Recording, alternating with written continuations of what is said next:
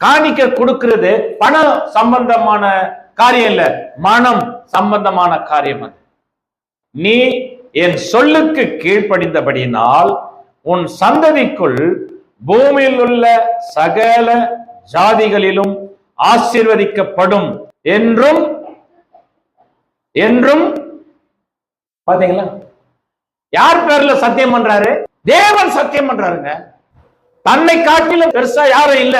ஆண்டவரை ஏற்றுக்கொள்றதுக்கு முன்னாடி நாமெல்லாம் கூட பேசியிருக்கிறோம். அம்மா சத்தியமா? ஏன்னா அம்மா தான் பெரியவங்க. ஆயா சத்தியமா? உங்க அக்கா சத்தியமா? பல சத்தியம் பண்ணுவோம்.